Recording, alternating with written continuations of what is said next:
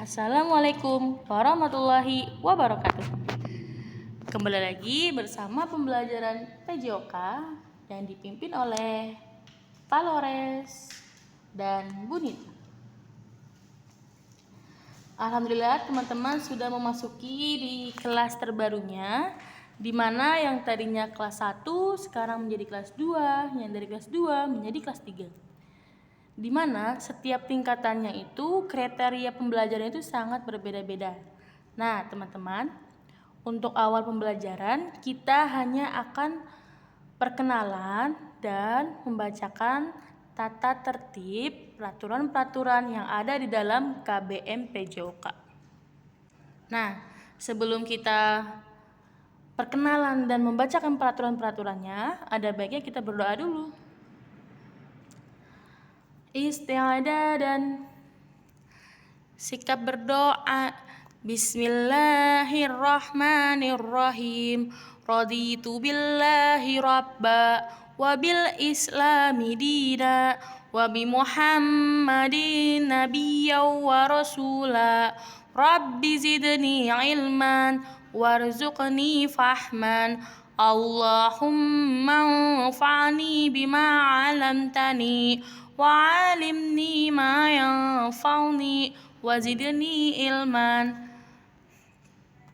Alhamdulillah kita sudah membaca doa pada pagi hari ini. Semoga pembelajaran hari ini sangat menyenangkan dan berkah untuk kita semua. Nah, setelah kita membaca doa, langsung saja kita akan membacakan tentang tata tertib KBM PJOK. Yang pertama ada afektif. Apa sih itu afektif? Kita bahas satu-satu ya teman-teman. Yang kedua ada kognitif. Apa juga kognitif? Yang ketiga ada psikomotor. Mari kita jelaskan satu-satu. Nah, afektif adalah sikap kita pada saat belajar, sikap kita terhadap teman, sikap kita terhadap guru. Di sini afektif itu dituntut tentang sikap pada saat pembelajaran menggunakan Zoom, kamera wajib dinyalakan. Kenapa kamera wajib dinyalakan? Itu adalah tanda kalau kita menghormati, menghargai sedang berlangsungnya KBM PJOK, yaitu untuk demi kenyamanan dan enak saja dipandang pada saat KBM. Yang kedua, kognitif itu pengetahuan. Nah, apa sih di pengetahuan PJOK itu? Bisa saja teman-teman mengetahui apa sih saja materi tentang teman-teman itu dapat membedakan tentang lokomotor, non-lokomotor, manipulatif, dan lain-lain. Jadi teman-teman tuh menguasai pengetahuan tentang PJOK. Nah, di sini siswa itu dituntut untuk menyimak materi yang telah disampaikan melalui media e-learning. Jangan sampai setiap Bapak Ibu gurunya men-share pembelajarannya, teman-teman itu tidak melihat nih materinya, hanya saja komen. Tapi untuk wajib untuk dilihat materi pada saat hari itu KBM PJOK. Nah, yang ketiga itu psikomotor. Apa itu psikomotor? Psikomotor itu bisa disebut juga gerak. Psikomotor gerak. Nah, gerak ini dimaksud saat pembelajaran menggunakan Zoom praktik. Siswa harus gerak. Siswa mengikuti gerangan dengan tertib. Nah, di sini geraknya tentu saja dipimpin oleh Bapak Ibu guru. Nah, teman-teman hanya mengikuti, jangan sampai Bapak Ibu gurunya melakukan gerakan tapi teman-teman di rumah ada yang capek, misal ada pas KBM-nya jam 11 misal. Lalu teman-teman sudah merasa lelah, sudah merasa letih, haus. Nah, teman-teman di sini dituntut untuk selalu tetap semangat nih teman-teman.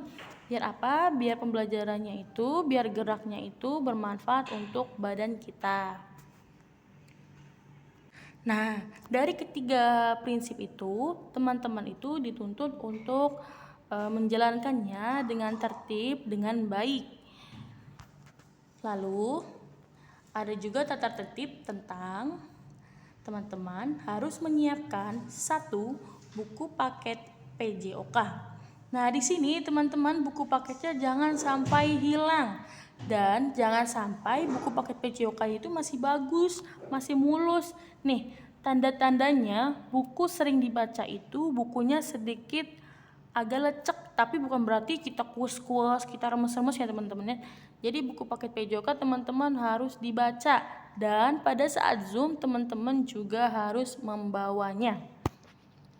Biar teman-teman tidak bingung nih apa yang sedang kita bahas. Dan yang kedua yaitu tentang menggunakan seragam olahraga. Nah, di sini sudah ditentukan oleh guru bidang studinya, apabila kita Zoom-nya praktek, kita tentu saja menggunakan seragam olahraga. Apabila Zoom-nya media, tentu saja teman-teman bisa memakai seragam apapun.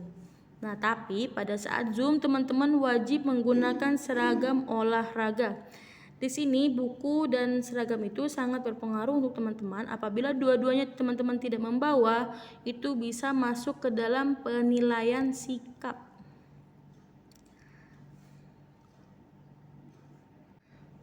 Oke, langsung saja kita membahas bab satunya, tapi kita tidak hanya membahas judulnya teman-teman.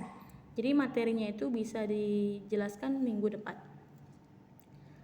Ini hanya untuk mengulang ya teman-teman, supaya teman-teman tidak lupa apa itu tentang gerak lokomotor. Nah, bisa dibaca bareng-bareng teman-teman. Gerak lokomotor adalah gerakan yang berpindah tempat dari satu titik ke titik yang lain, atau dari tempat A ke tempat B. Nah, gerakan ini tidaklah wajib untuk teman-teman melupakannya. Nah, gerakan ini harus selalu diingat. Apa itu gerak lokomotor? Nah, teman-teman tidak boleh tuh untuk melupakannya atau lupa nih, apa sih gerak lokomotor? Aku nggak tahu nih gitu. Nah, di sini yaitu tentang gerakan yang berpindah tempat. Langsung saja kita lihat contohnya. Contoh gerak lokomotor. Nah, bisa diperhatikan ya teman-teman. Ini contoh dari gerak lokomotor.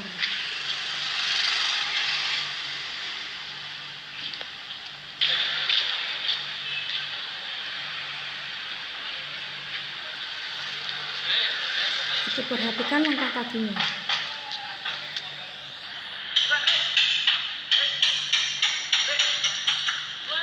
Oke, ada suara sedang kerja, mohon maaf ya teman-teman.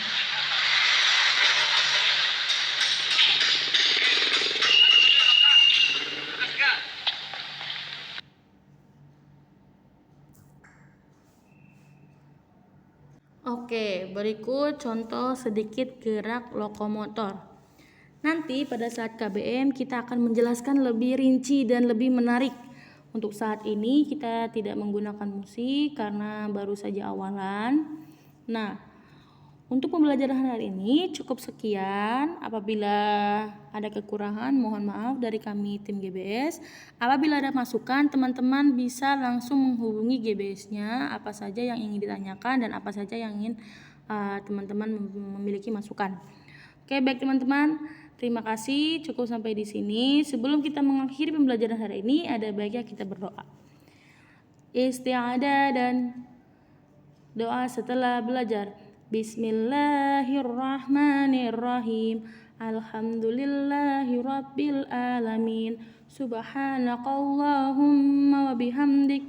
Asyhadu an la ilaha illa ants. Astaghfiruka wa atubu ilaih. Assalamualaikum warahmatullahi wabarakatuh.